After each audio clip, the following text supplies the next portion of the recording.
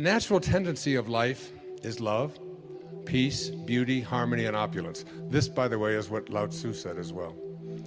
For life cares not who uses it, but is constantly surging to pour more of its perfection into manifestation, always with that lifting process which is ever inherent within itself.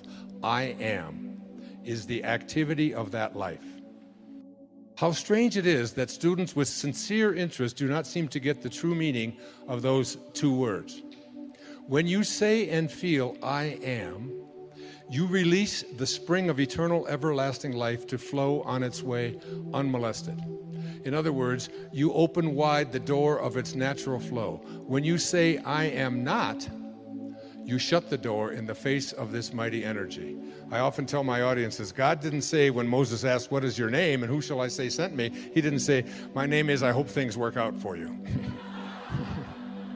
He said, my name is I am that I am. That meaning, when he says I am that, that was Nisargadatta's great autobiography, or biography, and a book that I have studied for 30 years now. And he was known as the I am guru in India. And these two words, I am, have so much power within them. I am is the full activity of God.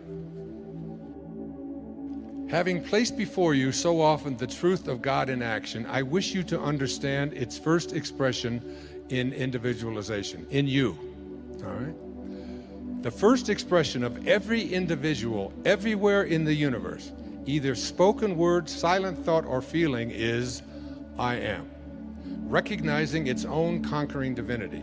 The student, endeavoring to understand and apply these mighty yet simple laws, must stand guard more strictly over his thoughts and expression in word or otherwise. For every time you say, I am not, I cannot, I have not, you are, whether knowingly or unknowingly, throttling that great presence within you. So, could God say, I am depressed? Could God say, I am sad? Could God say, I am unhappy? I am miserable? Not possible. And every time you say that, you blaspheme. Because when you use the words I am, you are in union, you are in yoga with God. So when I do my yoga practice, and there's certain of these postures and asanas that I have a little more difficulty with others, especially balancing ones and so on. Before I start the asana, my inner meditation is, I am well balanced. I am perfect balance. I can do this. I am perfect balance. And as I do this, I begin to see that I am speaking to this body. And what is this body? It is nothing more than something temporary that is always changing, so it's not even real.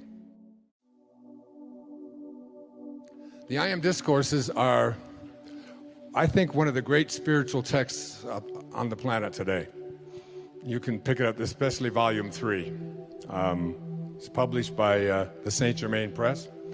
Saint Germain is, I believe, because I'm a student of Yogananda, and Sri Yukteswar, his teacher, who was born on the same day I was in only 1855 instead of 1940, like me. And they speak about this saint that is capable, who always keeps a young body, whose name is Babaji. How many have heard the name Babaji? Yeah, this is an audience, I don't have to ask that. Saint Germain is Babaji, in my opinion. This is someone who shows up in a young body, and when you read Ascended Masters Training, The Unveiled Mysteries, The Magic Presence, and the I Am Discourses, which I have read all of them and studied them before I actually channeled Wishes Fulfilled.